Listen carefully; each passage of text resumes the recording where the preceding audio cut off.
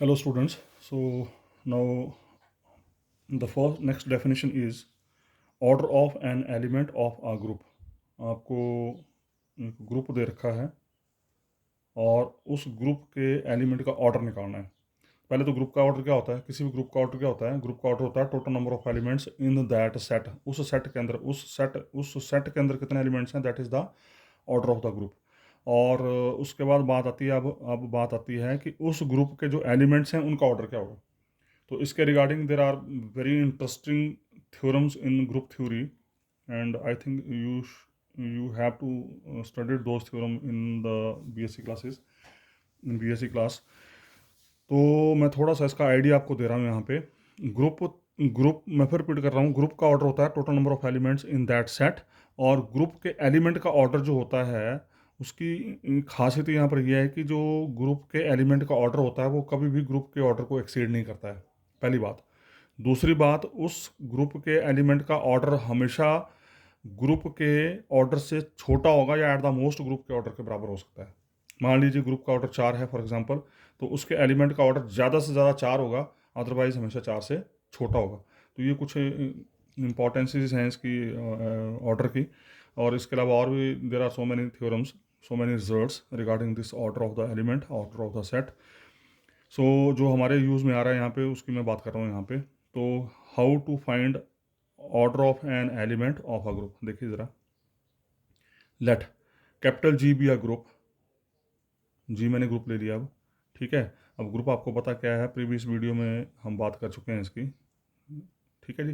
तो ग्रुप एक सेट होता है जो 4 प्रॉपर्टी सेटिस्फाई करता है: closure property, associativity, existence of identity and existence of universe.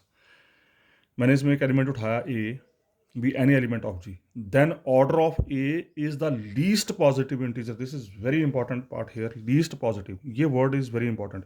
अगर ये यहाँ से हटा दें तो हम ऑर्डर के ऊपर श्योर नहीं हो पाएंगे बिल्कुल भी। The order of A is the least positive integer n, least, this is very important here, least word is very important, least positive integer n such that a raised to power n equal to e। अब यहाँ पर बात आती है what is the meaning of this a raised to power n। एक चीज़ हमें बड़ी clear है कि in case of group we have only one binary operation. Group के केस में हमारे पास सिर्फ और सिर्फ एक ही बाइनरी ऑपरेशन होता है, लेकिन रिंग थ्योरी में चले जाएं तो हमारे पास at a time 2 binary operation हो जाते हैं, ठीक है जी। तो ग्रुप के केस में सिर्फ एक ही बाइनरी ऑपरेशन होता है, आइदर दैट इज एडिशन और दैट इज सब्ट्रैक्शन और दैट इज मल्टीप्लिकेशन और वट एवर एल्स, ठीक है जी। तो यहाँ पर ग्रुप के केस में what is the meaning of A raise to power n, if the operation is of multiplication, if binary operation is of multiplication, then the meaning of A raise to power n is a into a into a into so on up to n times a. मतलब आपने इस ए को N times multiply किया। और अगर operation addition का है तो इसका मतलब इस ए को आपने एन टाइम्स ऐड किया है, A plus A plus A plus so on plus A. तो ये आपको बिल्कुल क्लियर रहनी चाहिए स्थिति कि what is the meaning of A raise to power N. अगर ऑपरेशन मल्टीप्लिकेशन का है तो इसका we are multiplying this A N times, अगर ऑपरेशन एडिशन का है तो उसका we are adding this A N times. तो आपको एक ऐसा लीस्ट एन ढूंढना है जिसके तहत a raise to power n e बन जाए, ई मीन्स आइडेंटिटी बन जाए, उस सेट की आइडेंटिटी बन जाए, ठीक है। एक ऐसा एन ढूंढना है जिसके तहत a raise to power N जो है वो ई बन जाए, ठीक है। तो अल्टीमेटली बोलने का मतलब अगर सिंपल भाषा में बात करें तो आप क्या करेंगे, इस एलिमेंट को इसी के साथ आप मल्टीप्लाई करते जाएं और मल्टीप्लाई करते जाएंगे करते जाएंगे करते जाएंगे, और आपको एक स्टेज ऐसी नजर आएगी जहां पर आपको आइडेंटिटी मिल जाएगी, ये पक्का मिलेगी आपको। अगर इस एलिमेंट का ऑर्डर डिफाइंड है, अगर इसका ऑर्डर फाइनाइट है तो ये गारंटेड मिलेगा आपको। E is the identity element of G. We denote the order of an element by O of a, ऐसे भी लिखते हैं, ओ ऑफ ए, या मॉड ए भी लिखते हैं, या फिर और मॉड ए। मॉड का मतलब यहाँ पर ऑर्डर होता है, यहाँ पे जो अलजेब्रा में हम बात करेंगे। मैं आपको एग्जांपल देकर एक्सप्लेन करता हूँ थोड़ा सा, देखिए ज़रा। मैंने एक ग्रुप लिया, ये this is a finite group rather 1 - 1 aorta minus Utah. BSc level पे, ग्रेजुएशन लेवल पे आपने स्टडी किया होगा, बड़ा इंपॉर्टेंट एग्जाम्पल है ये। This is a finite group under the operation of multiplication. ये जो 4 एलिमेंट हैं ये ग्रुप जनरेट करते हैं under the operation of multiplication, ठीक है जी। अब देखो, the order of this group is equal to 4। Order of group means number of elements in the set. इस सेट के अंदर जो नंबर ऑफ एलिमेंट्स हैं that is the order of the set. तो इस ग्रुप का ऑर्डर हो गया 4। अब हम ये फाइंड आउट करना चाहते हैं कि इसके एलिमेंट्स का ऑर्डर क्या है। तो मैंने क्या बोला आपको, इसके एलिमेंट्स का जो ऑर्डर होगा वो कभी भी ग्रुप के ऑर्डर को एक्सीड नहीं करेगा, एक चीज़। दूसरी चीज़, उस एलिमेंट का ऑर्डर हमेशा ग्रुप के ऑर्डर से छोटा होगा या एट द मोस्ट उसके ऑर्डर के बराबर हो सकता है, पर उससे बढ़ेगा नहीं। जैसे order of one is equal to one because one raise to power one is equal to one. तो ये लीस्ट पॉजिटिव, वन को कितनी बार मल्टीप्लाई किया, कोई बार भी नहीं multiply, one raise to power one is equal to one, तो order of one is equal to one. जैसे माइनस वन, तो माइनस वन को हम कम से कम माइनस वन से कितनी बार गुणा करें, कम से कम, वेरी इंपॉर्टेंट, कम से कम कितनी बार गुणा करें ताकि वन बने, तो minus one raise to power two is equal to one. Even minus one की पावर फोर भी वन होता है, माइनस वन की पावर सिक्स भी वन होता है, but four six eight they are not orders. Order is the least positive number. और दूसरी बड़ी ज़बरदस्त खासियत यहाँ पर इस ऑर्डर की ये होती है कि ये जो ऑर्डर होता है, दिस ऑलवेज डिवाइड्स फर्दर, अगर आपकी भाषा में बात करूँ तो फर्दर ऑर्डर्स, जो लीस्ट पॉजिटिव को छोड़ के बाकी जो नंबर आ रहे हैं जिसके तहत आइडेंटिटी मिल रही है आपको, उन तमाम नंबर्स को ये लीस्ट पॉजिटिव इंटीजर हमेशा डिवाइड करेगा, ऑलवेज, वेरी इंपॉर्टेंट है। उसी तरीके से देखो जरा अयोटा, तो माइनस वन का ऑर्डर टू हो गया। अयोटा का ऑर्डर देखते हैं, अयोटा की power one is iota. Order मैं फिर रिपीट कर रहा हूँ, ऑर्डर का मतलब ये हुआ कि उस एलिमेंट को उसी के साथ कितनी बार कम से कम मल्टीप्लाई करें अगर ऑपरेशन मल्टीप्लिकेशन का है, ताकि आइडेंटिटी बने। तो under the operation of multiplication identity होती है one, under the operation of multiplication identity होती है वन, और under the operation of addition identity होती है जीरो। अगर मल्टीप्लाई कर रहे हैं तो वन बढ़ना चाहिए, अगर ऐड कर रहे हैं तो जीरो बनना चाहिए। तो अयोटा की पावर वन अयोटा, अयोटा की power two minus one, iota की power three minus iota, iota की पावर फोर वन बना, ये बना अयोटा की पावर फोर वन। तो इसका मतलब this is the least positive integer for which iota की power four equal to e. E means one, क्योंकि ऑपरेशन मल्टीप्लिकेशन का, और मल्टीप्लिकेशन में आइडेंटिटी जो होती है वन होती है, ई की वैल्यू वन होती है। तो this is the least positive integer for which iota की power four is equal to one. इसका मतलब अयोटा का ऑर्डर हो गया फोर। इवन अयोटा की पावर एट फिर वन, अयोटा की पावर ट्वेल्व फिर वन, एंड सो ऑन। तो मैंने क्या बोला, जो लीस्ट पॉजिटिव नंबर है this always divides the further numbers. उसी तरीके से माइनस अयोटा का ऑर्डर भी चार आएगा। तो देखो ग्रुप का ऑर्डर चार था, तो एलिमेंट का ऑर्डर मैक्सिमम चार आया, तो चार से एक्सीड नहीं करेगा। वन का ऑर्डर वन आ गया, माइनस वन का ऑर्डर टू आ गया, अयोटा का ऑर्डर चार आ गया, माइनस अयोटा का ऑर्डर चार आ गया। तो this is the way how to find the order of an element of a group. Okay, उसका नेक्स्ट नोट फॉर्म में रिजल्ट है द सेट एस एन, जिसको आपने सिमेट्रिक ग्रुप बोला था, of n factorial. This is a symmetric group जिसके अंदर number of elements होंगे एन फैक्टोरियल, मतलब इस एन का जो ऑर्डर होगा, सॉरी इस एस एन का जो ऑर्डर होगा that is equal to n factorial. और वो इस एस एन के जो एलिमेंट होंगे वो क्या होंगी, परमुटेशंस होंगी, जिनकी डिग्री होगी एन इटसेल्फ। ठीक है जी। On n symbols means one two three so on up to n, form a group with respect to permutation multiplication. मैं ये नोट बार बार इसलिए रिपीट कर रहा हूँ ताकि आपको ये याद हो जाए, क्योंकि प्रीवियस वीडियोस में भी हमने इनकी बातें की हैं यहाँ पे। मैं फिर रिपीट कर रहा हूँ, एस एन जो है this is a symmetric group. Number एक, this is a symmetric group. Number दो, the order of this group is equal to n factorial. Number तीन, इस ग्रुप में जो एलिमेंट होंगे वो खास तरह के एलिमेंट होंगे, दे आर कॉल्ड परमुटेशंस, और उन परमुटेशंस की डिग्री होगी एन। डिग्री एन होगी, मतलब उनमें जो एन जो नंबर्स होंगे वो one two three so up to n होंगे। और ये एस एन जो है this form a group, this is always group, this is a group with respect to permutation multiplication.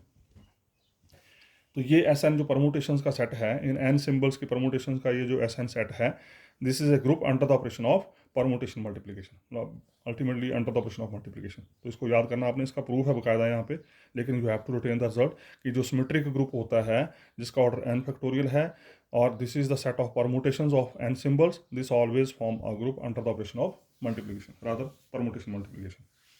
उसका question number 6 is very important, और यहाँ पर this question shows कि how we can find the order of element of this set S n. इस symmetric group के elements का order कैसे find out करेंगे।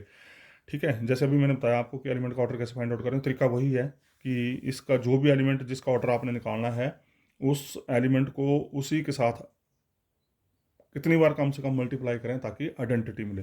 ठीक है, तो यहाँ पर खास ध्यान रखना है क्योंकि सिमेट्रिक ग्रुप में क्या है, परमुटेशंस हैं, और यहाँ पर आप परमुटेशंस को परमुटेशन से गुणा करेंगे तो देखेंगे कि ऐसा कम से कम लीस्ट पॉजिटिव इंटीजर क्या आ रहा है जिसके तहत परमुटेशन की आइडेंटिटी बन जाए।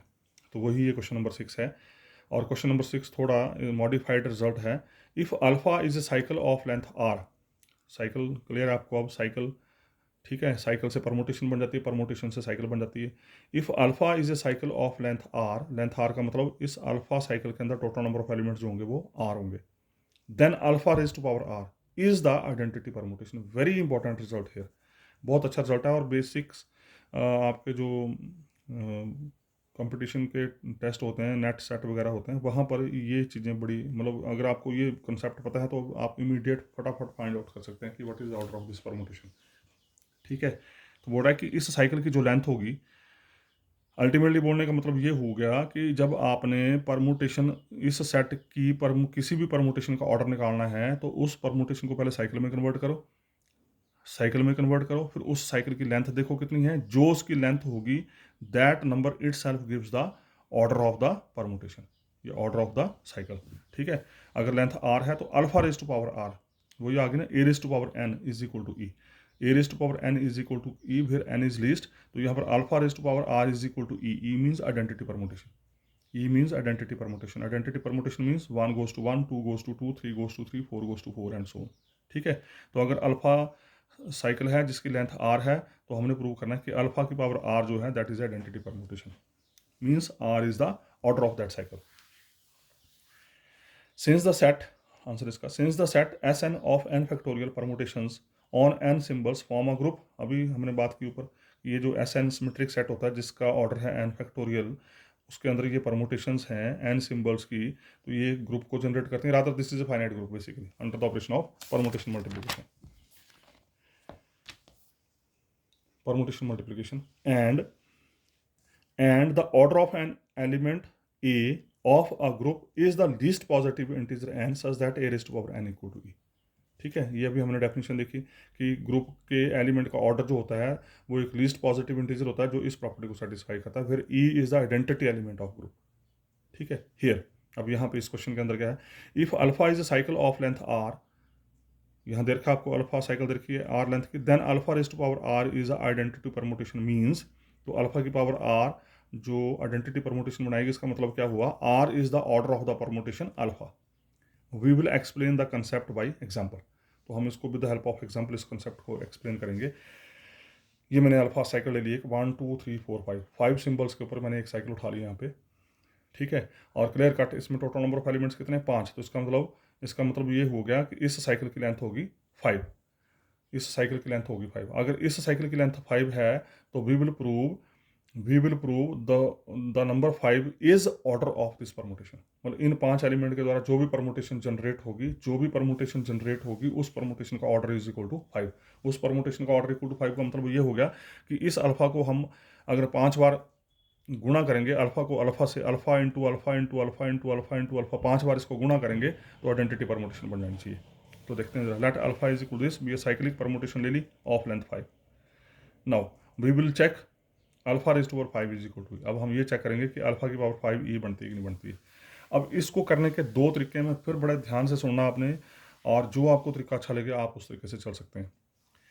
मैंने प्रीवियस वीडियो में आपको बताया था कि जब अभी आपने साइकिल को सॉल्व करना है लेमैन की तरह अगर काम करते हैं आप, अगर साइकिल को आप सॉल्व करना चाहते हैं तो उस साइकिल को परमुटेशन में कन्वर्ट कर दो, और परमुटेशन में कन्वर्ट करने के बाद हम उनको मल्टीप्लाई करेंगे, क्योंकि परमुटेशन में मल्टीप्लाई करना इट इज़ वेरी इजी। क्योंकि मल्टीप्लिकेशन कैसे होती है प्रीवियस वीडियो में हम डिस्कस कर चुके हैं। ये एलिमेंट की इमेज अंडर अल्फा, जैसे इसको नाम हम अल्फा दे रहे हैं, तो इन एलिमेंट्स की इमेज अंडर अल्फा ये बनेगी, फिर इन एलिमेंट्स की इमेज यहाँ से इन एलिमेंट्स की इमेज ये बनी, फिर उसके बाद इन एलिमेंट्स को यहाँ रखेंगे आप, ये कंपोजिशन है जैसे basically this is F into G. तो कंपोजिशन कैसे करते हैं, पहले जी ऑफ एक्स को ऑपरेट करते हैं, फिर जी ऑफ एक्स को सॉल्व करके एफ से ऑपरेट करते हैं। तो यहाँ पर कैसे करेंगे, वही सेम सिचुएशन है, ये एक्स टाइप का एलिमेंट है, ये एफ ऑफ एक्स टाइप का एलिमेंट है, फिर इन एफ ऑफ एक्स टाइप के एलिमेंट को यहाँ रखेंगे और उसको फिर आप G of F of X type में सॉल्व करेंगे। ठीक है, जैसे यहाँ पर 1 goes to 2, याद करने का तरीका और पढ़ने का तरीका बड़ा सिंपल है। 1 goes to 2, इस 1 की इमेज 2 आ गई, अब इस 2 की इमेज यहाँ से उठानी है आपने, इस 2 की इमेज यहाँ देखनी है, इस 2 की इमेज यहाँ पर क्या है 3, तो 1 goes to 3 ये आ गया। 2 की इमेज 3 है, इस 2 की इमेज 3 है, तो इस 3 की इमेज यहाँ से देखनी है आपने, 3 goes to 4, 3 की इमेज 4 है तो इसका ना 2 की इमेज 4 होगी।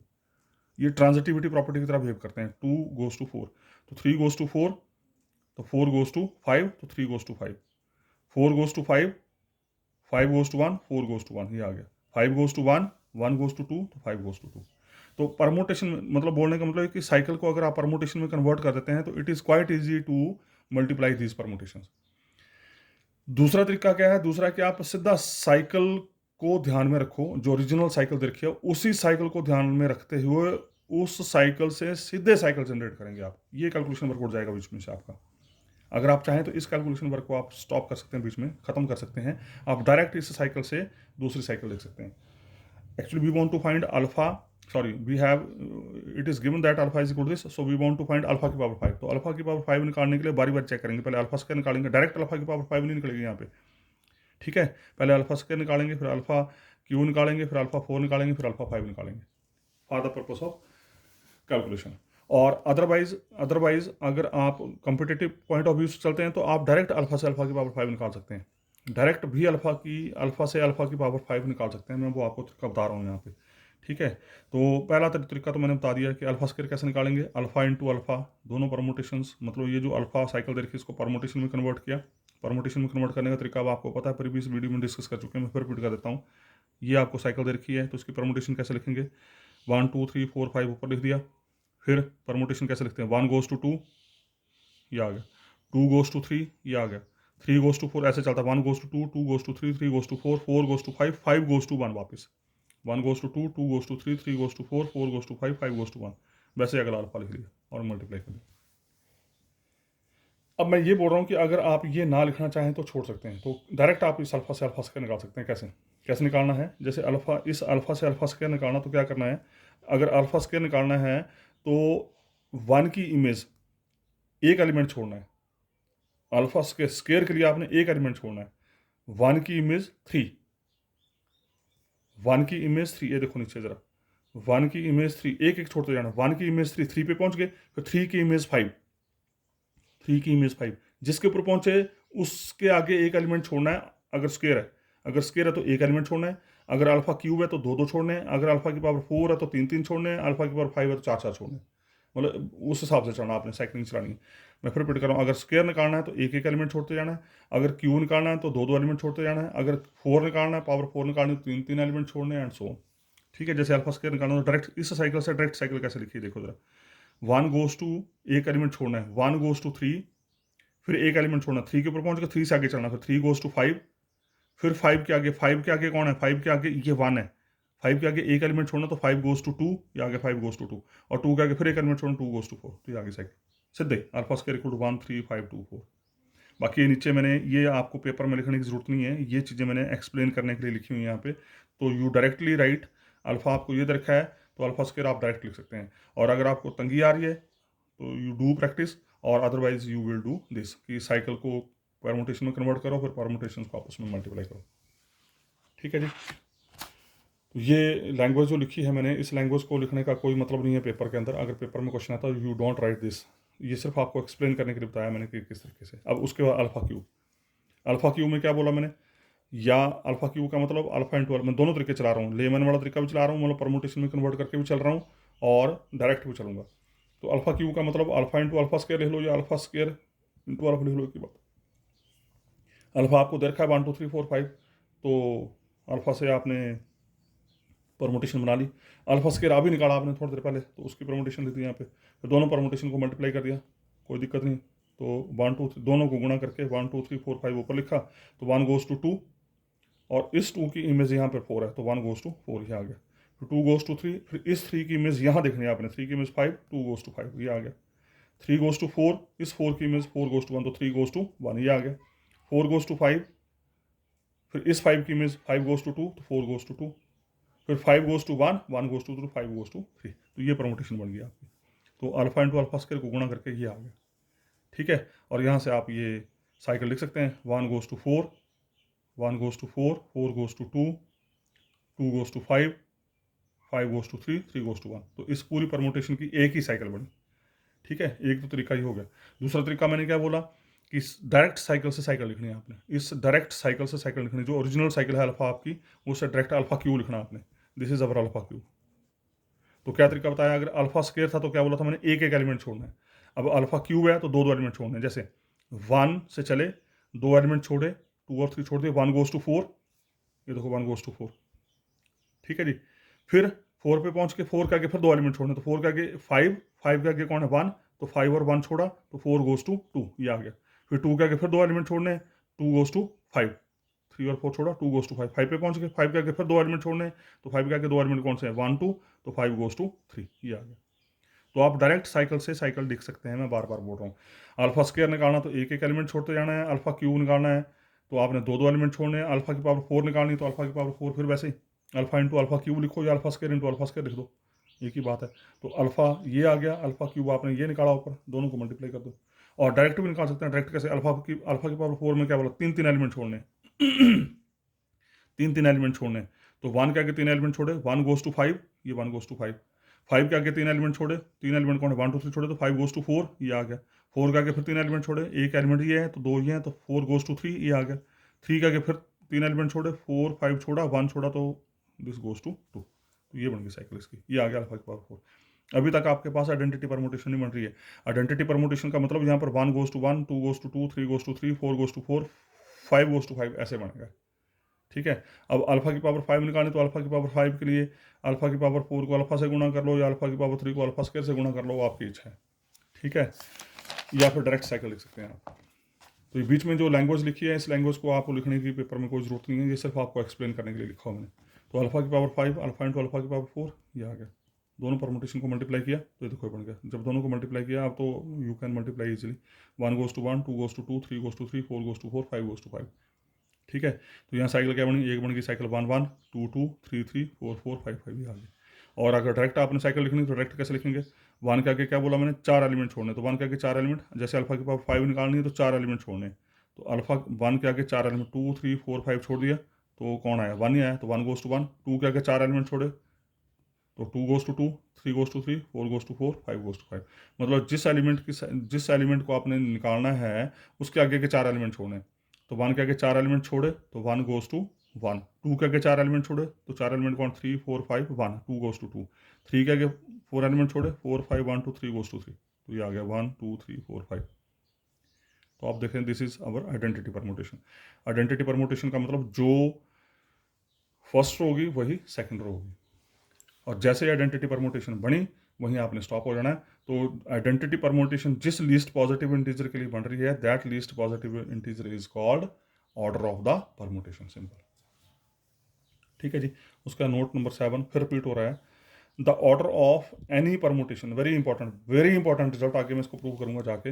अब आपने किसी भी परमुटेशन का ऑर्डर निकालना है, ठीक है। The order of any permutation is the LCM of the length of its disjoint cycles, length of its disjoint cycles.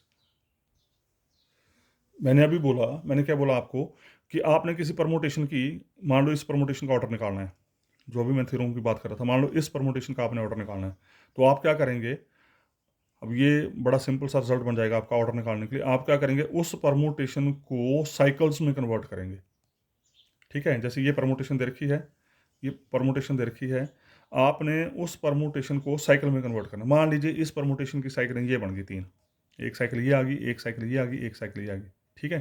पर ये इसकी साइकिल नहीं, ध्यान रखना, ये इस परमुटेशन की ये साइकिल नहीं है, ये अलग से परमुटेशन है। मैं ऐसा मान लिया कि इस परमुटेशन की साइकिल ये आ गई। मैं फिर रिपीट कर रहा हूँ, हम इस परमुटेशन का ऑर्डर निकालना चाहते हैं तो हमने क्या करना है, जिस परमुटेशन का ऑर्डर निकालना है उस परमुटेशन को साइकिल में कन्वर्ट करो, रादर डिसजॉइंट साइकिल में कन्वर्ट करो, disjoint very important, disjoint cycle में कन्वर्ट करो। और डिसजॉइंट साइकिल में कन्वर्ट करने के बाद फिर हर एक साइकिल की लेंथ निकालो। इस साइकिल की लेंथ कितनी आ गई, 3, इस साइकिल की लेंथ कितनी आ गई, 2, इस साइकिल की लेंथ कितनी आ गई, 4, तो इसके अलावा हमारे पास लेंथ्स आ गई 2 3 एंड 4। तो जो लेंथ्स आई उनका निकालो एलसीएम, उन लेंथ्स का एलसीएम निकालो, और एलसीएम निकाल के जो आएगा that is the order of this permutation, simple, that is the order of this permutation, ठीक है जी। क्लियर होगी बात है। जैसे मान लो ये परमुटेशन दे रखी है, ये आपके पास परमुटेशन है और इसकी साइकिल्स ये बनी हुई देखो, 1 2 3 4 5 6, तो इसकी लेंथ 1 है, इसकी लेंथ 4 है, 1 है 1 है 1 है 1 है, तो 1 4 1 1 1 1, इनका एलसीएम निकालो, एलसीएम निकाल के जो आएगा that is the order of this permutation. तो यहाँ पर इसका 1 का एलसीएम तो कोई फर्क नहीं पड़ेगा, तो इसका ऑर्डर आएगा 4 इस परमुटेशन का, ठीक है। तो मैं फिर रिपीट कर रहा हूँ कि जब भी किसी परमुटेशन का ऑर्डर निकालना है, उस परमुटेशन की डिसजॉइंट साइकिल्स निकालो, उन साइकिल्स की लेंथ नोट कर लो, और जो लेंथ आएंगे उनका एलसीएम निकालो, एलसीएम निकाल के जो आएगा that is the order of that permutation.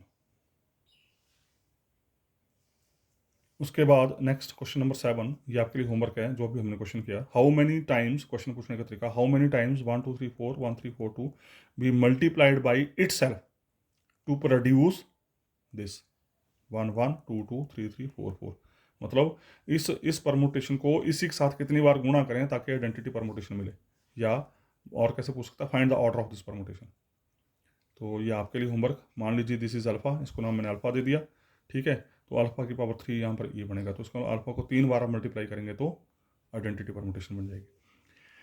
उसका note, every cyclic permutation can be written as the product of transpositions. अब ट्रांसपोजिशंस क्या होती हैं इसकी मैं बात आगे करूंगा, ठीक है। हालांकि हम ट्रांसपोजिशंस की बात प्रीवियस वीडियो में कर चुके हैं। ट्रांसपोजिशन क्या होती है? ट्रांसपोजिशन होती है ये एक ऐसी साइकिल होती है जिसकी लेंथ जो होती है 2 होती है। Transposition is a cycle whose length is only 2, मतलब इसमें सिर्फ 2 एलिमेंट होते हैं, जैसे 1 2 1 3, इसको बोलते हैं ट्रांसपोजिशन। एवरी साइक्लिक परमुटेशन, जो भी परमुटेशन साइक्लिक होती है, जो भी परमुटेशन साइक्लिक होती है उसको हम ट्रांसपोजिशंस की गुणा में लिख सकते हैं। किसी भी साइक्लिक परमुटेशन को ट्रांसपोजिशंस की गुणा में लिख सकते हैं, इवन परमुटेशन को भी ट्रांसपोजिशन की गुणा में लिख सकते हैं, ठीक है। पर साइक्लिक परमुटेशन को आप बड़े आराम से ट्रांसपोजिशन की मल्टीप्लिकेशन में लिख सकते हैं। जैसे for example sigma element 1 2 3, this is cyclic. Cyclic means 1 goes to 2 2 goes to 3 3 goes to 1, this is A one cycle. Cycle का मतलब होता है कि जहां से चले वहीं वापस पहुंचना है, जहां से चले वहीं वापस पहुंचना है, तो वो एक साइकिल बन जाती है पूरी। तो ये साइक्लिक परमुटेशन। तो इसको हम ट्रांसपोजिशन में कैसे लिखेंगे? पहले एलिमेंट को फिक्स करेंगे, पहला एलिमेंट फिक्स करेंगे, जरूरी नहीं है आप दूसरा भी फिक्स कर सकते हैं, एक एलिमेंट फिक्स करना है, इन तीनों में किसी एक को फिक्स करना है। जैसे 1 फिक्स किया तो 1 goes to 2 1 goes to 3, 1 goes to 2 1 goes to 3। तो मोस्टली हम पहला एलिमेंट ही फिक्स करते हैं यहाँ पे ट्रांसपोजिशन लिखने के लिए। Every permutation can be written as, अब जैसे साइक्लिक परमुटेशन है वैसे परमुटेशन को भी हम ट्रांसपोजिशन की मल्टीप्लिकेशन में लिख सकते हैं। जैसे sigma is equal to, permutation दे रखी है, this is not a cyclic, this is not a cyclic permutation, it is mixture, ठीक है। Be a permutation on S equal this, then sigma. तो पहले तो क्या करना आपने, जब भी किसी परमुटेशन को ट्रांसपोजिशन में लिखना है तो पहले उसको डिसजॉइंट साइकिल्स की मल्टीप्लिकेशन में लिखना है। मतलब आपको साइकिल्स में आना ही पड़ेगा, जब तक साइकिल नहीं होगी तब तक ट्रांसपोजिशन नहीं लिख पाएंगे। तो अगर साइक्लिक परमुटेशन तो डायरेक्ट आपकी ट्रांसपोजिशन आ जाएंगी। अगर आपकी परमुटेशन साइक्लिक नहीं है तो पहले उस परमुटेशन को ब्रेक करो साइक्लिक में। तो देखो साइकिल कितने, इस परमुटेशन के अंदर कितने साइकिल हैं? एक साइकिल बन रहा है 1 goes to 2, 1 से चले 1 पे वापस पहुंचना, 1 goes to 2 2 goes to 4 4 goes to 1। तो साइकिल बन गया 1 to 2 2 to 4 4 to 1, 1 to 2 2 to 4 4 to 1। और दूसरा साइकिल 1 to 4 यूज हो गया, दूसरा cycle 3 to 5 3 to 5 5 to 3 3 to 5 5 to 3, तो 3 to 5 3 to 5 5 to 3। और तीसरा साइकिल 6, तो 6 जो है दिस इज सिंगल एलिमेंट, और single element always behaves like identity permutation. इसको लिखो ना लिखो को फर्क नहीं। जैसे आपने साइकिल लिख दी, जैसे आपने साइकिल लिखी, फिर साइकिल को ब्रेक करना है अपने ट्रांसपोजिशन। तो ये ट्रांसपोजिशन तो बनी हुई है, ये तो ट्रांसपोजिशन बनी है। अब इस साइकिल को ब्रेक करना तो क्या करना, पहला एलिमेंट फिक्स करना साइकिल ट्रांसपोजिशन के लिए, 1 2 1 4, तो ये बन गई 1 2, दूसरी ट्रांसपोजिशन 1 4, तीसरी आगे 3 5। और ये जो ट्रांसपोजिशन होती हैं इट इज़ नॉट यूनिक, ध्यान रखना। ये किसी भी परमुटेशन को आप इन्फिनिट नंबर ऑफ तरीकों से ट्रांसपोजिशन की मल्टीप्लिकेशन में लिख सकते हैं। किसी भी परमुटेशन को आप इन्फिनिट नंबर ऑफ तरीके से ट्रांसपोजिशन की मल्टीप्लिकेशन में लिख सकते हैं, जो कि आपकी नेक्स्ट थ्योरम है। नेक्स्ट क्वेश्चन, तो next question number 8, this is prove that every cycle can be expressed as product of transpositions. Prove that every cycle can be expressed as product of transpositions in infinitely many ways। बोलता है कि किसी भी cycle को या किसी भी permutation को हम ट्रांसपोजिशन की प्रोडक्ट में लिख सकते हैं, पर और लिखने के तरीके हमारे पास इन्फिनिट नंबर हैं। मतलब किसी भी साइकिल को अगर ट्रांसपोजिशन की गुणा में लिख रहे हैं तो उसको लिखने के हमारे पास कई तरीके हैं, मतलब इट इज़ नॉट यूनिक। जैसे देखिए ज़रा, it is easily verified that for n cycle, you can check, ये आपका काम है। It is easily verified that for n cycles, जैसे ले ली मैंने साइकिल ले ली A1 A2 so on AN, ये एक साइकिल है, इसको मैं ट्रांसपोजिशंस की मल्टीप्लिकेशन में लिख रहा हूँ। तो we can write A1 A2 A1 A3 A1 A4 so on A1 AN, ठीक है।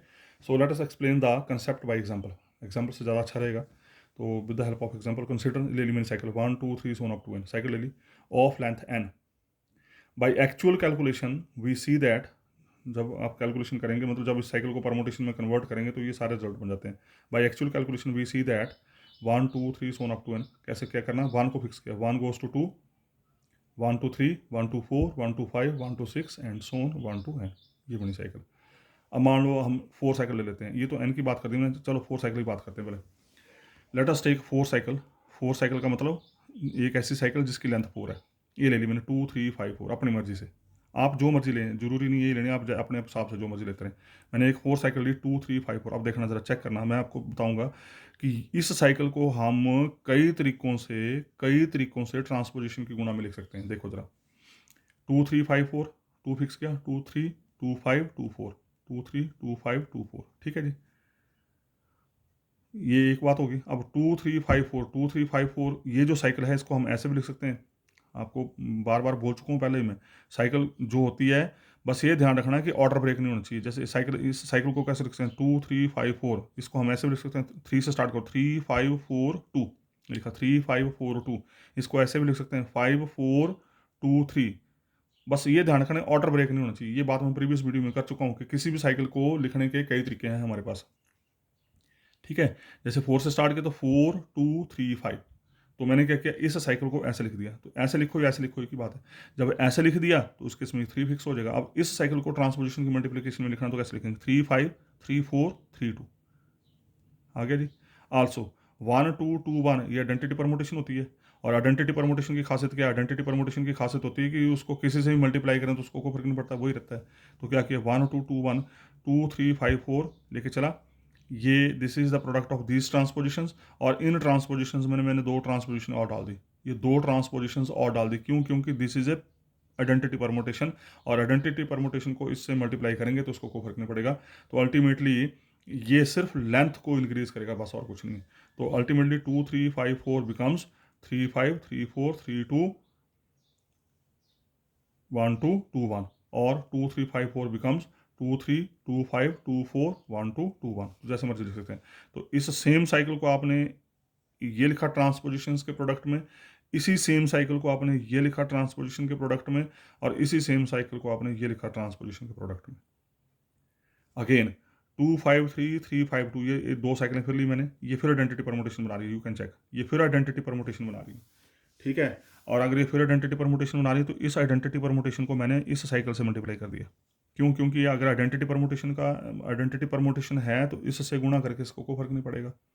तो जब इसको इससे मल्टीप्लाई किया और मल्टीप्लाई करके फिर दोबारा देखो जरा, 2 3 5 4 एक और तरीके से आपकी ट्रांसपोजिशन की मल्टीप्लिकेशन में आ रही है। ये कर दिया 2 3 5 को 4 को मैंने 2 5 3 3 5 2 से मल्टीप्लाई किया, तो इसकी ट्रांसपोजिशन बन गई 2 3 2 5 2 4, ये आ गई। इसकी ट्रांसपोजिशन बन गई 2 5 2 3, ये आ गई। इसकी ट्रांसपोजिशन बन गई 3 5 3 2। तो अल्टीमेटली 2 3 5 4 को देखो एक और तरीके से हमने लिख दिया, ठीक है जी। तो आप देख रहे हैं यहाँ पे इस 2 3 5 4, एक ये तरीका लिखने का इन द प्रोडक्ट ऑफ ट्रांसपोजिशंस, एक ये तरीका आ गया लिखने का in the product of transposition, एक ये तरीका आ गया लिखने का इन द टर्म ऑफ या in the shape of product of transpositions, और एक ये तरीका आ गया। तो अल्टीमेटली बोलने का मतलब ये हुआ कि किसी भी साइकिल को या किसी भी परमुटेशन को आप कई तरीकों से ट्रांसपोजिशंस की मल्टीप्लिकेशन में लिख सकते हैं। ऑन द सेम वे फिर 5 साइकिल ले ली मैंने, एक और एग्जांपल ले ली 5 साइकिल 1 2 3 4 5। तो 1 2 3 4 5 का मतलब 1 2 2 1 3 1 4 1 5। तो ये साइकिल है, इसकी ट्रांसपोजिशन बन गई 1 2 1 3 1 4 1 5। बस ये ध्यान रखना कि पहला एलिमेंट फिक्स करना ट्रांसपोजिशन के लिए, ठीक है जी। ये आगे 1 2, और ये मैंने परमोटेशन डाल दी बीच में, कौन सी, identity permutation 2 4 4 2, this is identity permutation. तो आइडेंटिटी परमोटेशन से गुणा करके इसको कोई फर्क पड़ना नहीं है। 1 3 1 2 2 1 फिर डाल दी मैंने आइडेंटिटी परमोटेशन। तो अल्टीमेटली बोलने का मतलब है कि आइडेंटिटी परमोटेशन की ट्रांसपोजिशन डालते चलो, आपके पास नंबर ऑफ वेज, कई तरीके आपके पास जो है यहाँ पे आ जाएंगे किसी भी साइकिल को ट्रांसपोजिशन की मल्टीप्लिकेशन में लिखने के। तो hence every cycle can be expressed as a product of transpositions in infinitely many ways। तो ये भी क्वेश्चन है उसका, फिर नोट फॉर्म में रिजल्ट में फिर रिपीट कर रहा हूँ, इन रिजल्ट्स को मैं बार बार इसलिए रिपीट कर रहा हूँ ताकि आपको याद हो जाए। The identity permutation is an even permutation, याद करिए इसको, प्रीवियस वीडियो में बात कर चुके हैं कि जो आइडेंटिटी परमोटेशन होती है this is always even permutation. ये भी पीछे बात कर चुके हैं कि ऑड परमुटेशन की इनवर्स ऑड होती है, इवन परमुटेशन की इनवर्स इवन होती है। उसके every transposition is odd permutation, this is very important here. हर एक ट्रांसपोजिशन जो है वो ऑड परमुटेशन होती है। क्यों? क्योंकि हर एक ट्रांसपोजिशन जैसे 1 5 ये एक ही है, कोई भी ट्रांसपोजिशन वो एक ही होगी, अगर वो एक ही होगी तो उसका मतलब ऑड होगी। तो every transposition is odd permutation. तो ये ध्यान रखें आप, जो आइडेंटिटी परमुटेशन है वो इवन परमुटेशन होती है, लेकिन जो ट्रांसपोजिशन है वो ऑड परमुटेशन होती है। क्यों? क्योंकि transposition is a single in a number. उसका एन साइकिल मीन्स, ये भी मैं बात पीछे कर चुका हूँ, n cycle means number of elements in a cycle, कि इस साइकिल के अंदर कितने एलिमेंट्स हैं, दैट इज एन साइकिल। जैसे 5 साइकिल। अब ये बड़ी इंपॉर्टेंट चीज़ है, इसकी बात मैं मेरे ख्याल से प्रीवियस वीडियो में शायद कर चुका हूँ। जो साइकिल की लेंथ होती है, अगर साइकिल की लेंथ ऑड है, अगर साइकिल की लेंथ ऑड है तो it always gives even permutation, mind it. अगर साइकिल की लेंथ ऑड है तो this always represents even permutation. कैसे even permutation? Permutation even permutation odd permutation कैसे देखते हैं कि आपने क्या करना है, जो आपको साइकिल दे रखी है उस साइकिल को आपने ट्रांसपोजिशंस की मल्टीप्लिकेशन में रिप्रेजेंट करना है। अगर वो ट्रांसपोजिशंस मल्टीप्लिकेशन में, गिनती में, अगर ये ट्रांसपोजिशंस गिनती में इवन है तो ये इवन परमुटेशन को रिप्रेजेंट करेगी। अगर वो ट्रांसपोजिशन मल्टीप्लिकेशन में ऑड है तो वो ऑड परमुटेशन को रिप्रेजेंट करेंगे। ठीक है। तो अल्टीमेटली शॉर्टकट में अगर जाना हो तो अगर किसी साइकिल की लेंथ ऑड है तो that cycle always represents even permutation, और अगर किसी साइकिल की लेंथ इवन है तो दैट साइकिल ऑलवेज रिप्रेजेंट्स, अगर साइकिल की लेंथ इवन है तो वो ऑड परमुटेशन को रिप्रेजेंट करेगी, अगर साइकिल की लेंथ ऑड है तो वो इवन परमुटेशन को रिप्रेजेंट करेगी। ठीक है जी। तो मैंने 2 एग्जांपल दिए यहाँ पे, ये 5 लेंथ की साइकिल ली, so this is the product of 4 transpositions, तो इसका 5 साइकिल जो है दिस रिप्रेजेंट्स इवन परमुटेशन। फिर मैंने 4 साइकिल ली, 1 2 3 4, this is the product of 3 transposition, तो इसका मतलब ये 4 साइकिल वाली परमुटेशन जो है this is an odd permutation. तो अल्टीमेटली वेरी सिंपल मेथड कि साइकिल की लेंथ के हिसाब से आपको पता लग जाएगा, लेंथ अगर ऑड है तो उसकी परमुटेशन इवन होगी, लेंथ अगर इवन है तो उसकी परमुटेशन ऑड होगी। उसका disjoint permutation, now the concept is disjoint permutation. Disjoint permutation क्या होती है? 2 permutation sigma and tau on a set S are disjoint. ध्यान रखिएगा, अभी तक हम साइकिल बोल रहे थे, साइकिल डिसजॉइंट कब होंगी? साइकिल में तो सीधा था कि उनमें एलिमेंट जो थे, 2 साइकिल डिसजॉइंट कब होंगी? जब उनमें एलिमेंट कॉमन नहीं होंगे।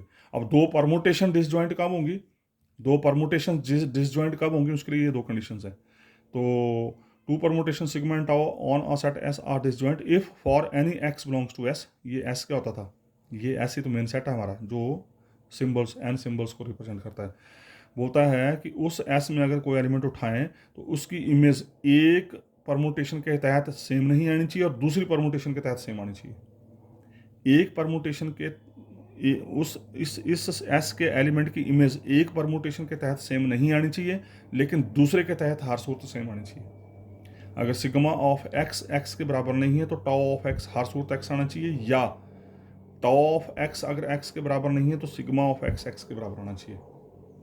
जैसे फॉर एग्जांपल देखिए जरा, if any element of S is changed by sigma, if any, इसको ये जो 2 प्रॉपर्टीज लिखी हैं इसको अब थोड़ा एक्सप्लेन कर रहा है।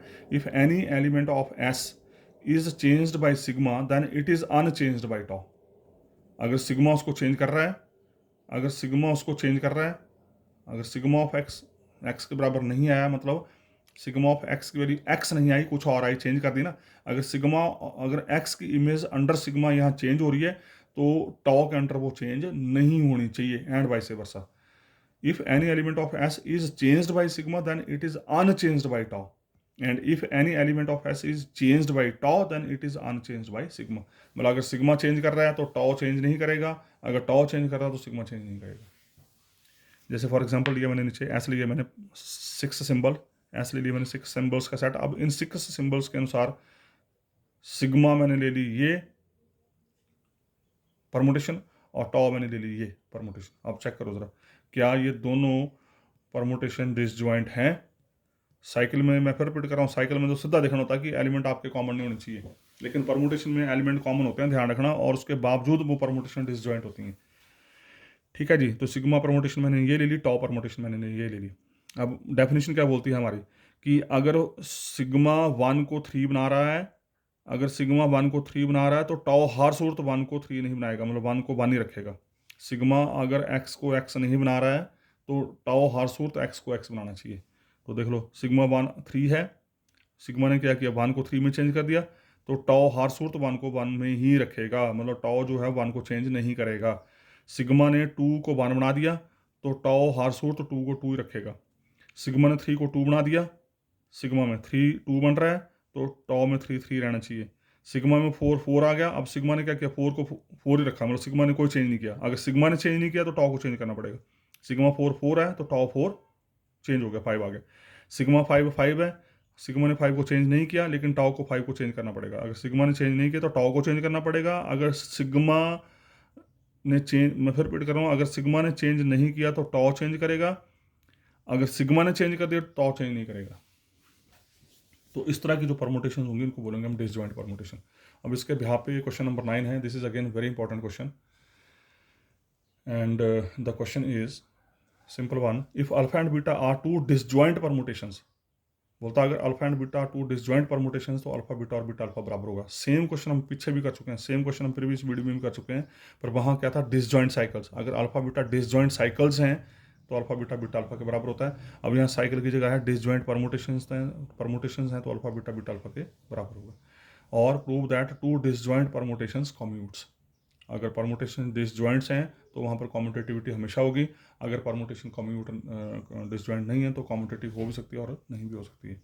तो let alpha and beta be two disjoint permutations of a set capital S ले लिया हमने। This is the set of n symbols, और इसके अनुसार हमने 2 डिसजॉइंट परमुटेशंस ले ली। अब ध्यान रखना let x belongs to S, अब एक्स इसमें उठाया हमने। अब क्योंकि परमुटेशन डिसजॉइंट है और डिसजॉइंट परमुटेशन की डेफिनेशन क्या बोलती है, पहला केस ले लिया मैंने, केस नंबर 1।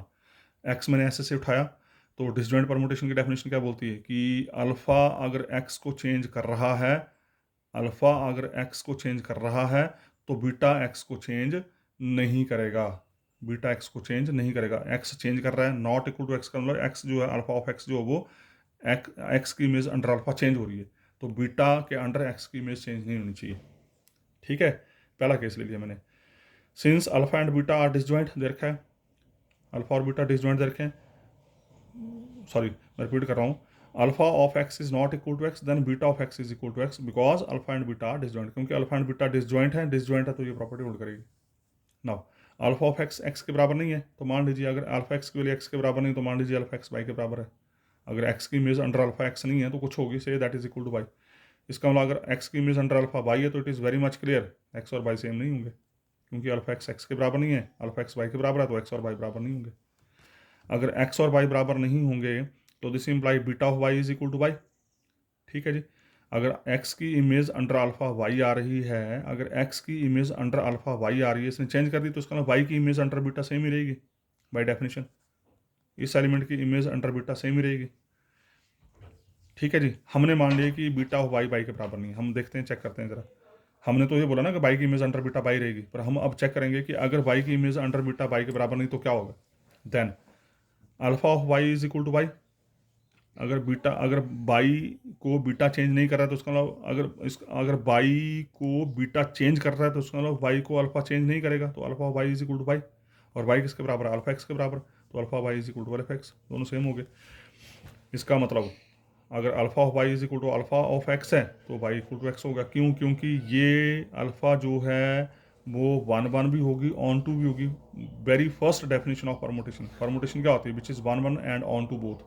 परमुटेशन 1 1 भी होती है, ऑन टू होती है। और 1 1 की डेफिनेशन क्या बोलती है, अगर इमेजेस सेम है तो एलिमेंट का करेक्टर भी सेम होगा। लेकिन यहाँ पर क्या है, वाई और एक्स बराबर नहीं है, इसमें वाई और एक्स बराबर नहीं है तो यहाँ पर कॉन्ट्राडिक्शन होगी।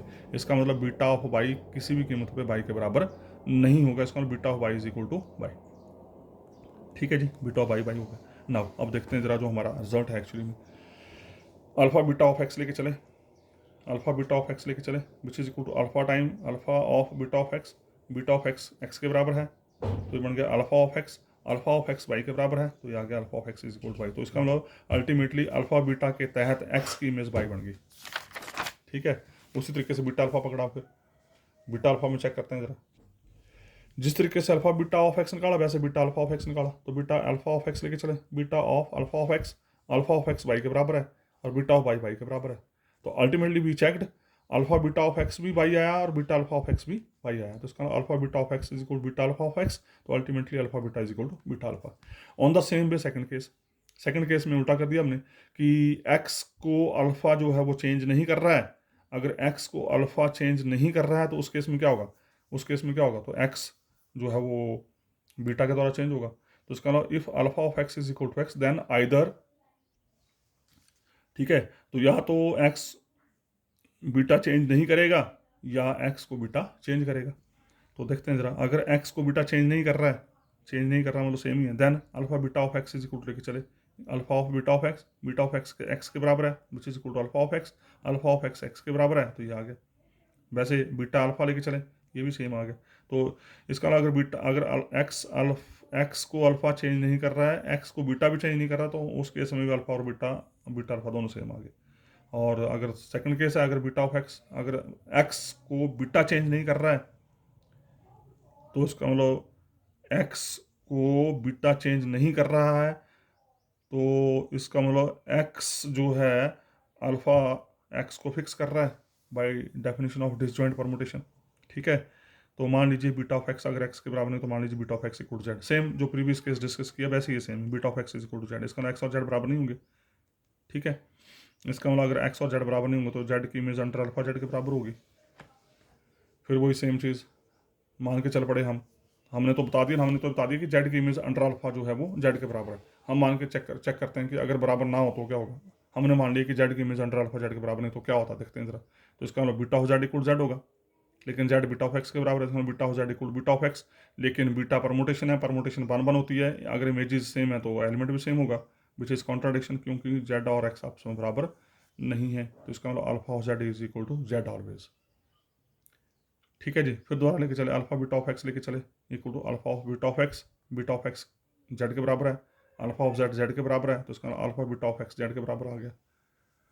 सिंपल है बिल्कुल। वैसे बीटा अल्फा ऑफ एक्स निकाले भी जेड आ गया, दोनों सेम हो गए, तो इसका alpha beta is equal to beta alpha.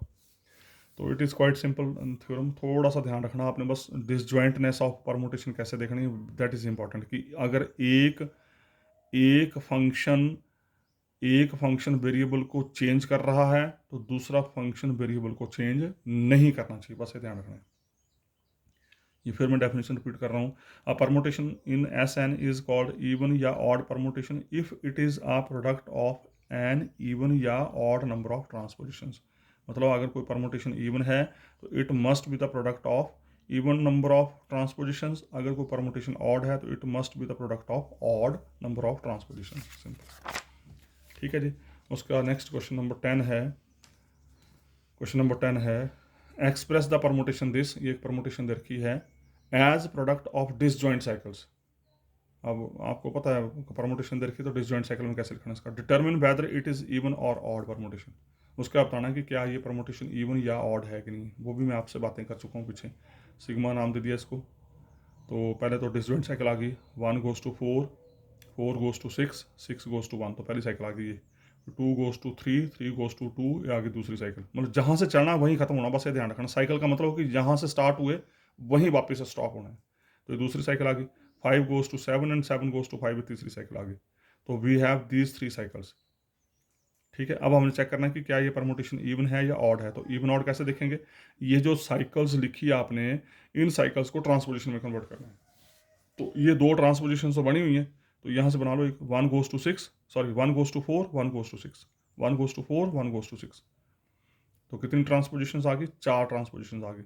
और इसका मतलब this is the product of even number of transposition, if it is the product of even number of transposition so this is an even permutation. और shortcut तरीका मैंने वैसे बताया आपको कि आपने लेंथ देखनी है, पर यहाँ पर साइकिल नहीं है, this is a permutation, this is not a cyclic permutation. Length देखते हैं हम साइक्लिक परमुटेशन की। साइक्लिक परमुटेशन की length itself decides whether it is even permutation और odd permutation, but this is not a cyclic permutation, ठीक है। उसके बाद फिर नोट, फिर रेपिटेशन हो रही है यहाँ पे। The set A N of all even permutations of degree N form a finite group. ये भी बात हमने शुरू में की थी कि ये ए एन सेट जो है it is always subset of S N and this is the set which contains only and only even permutations, एक बात।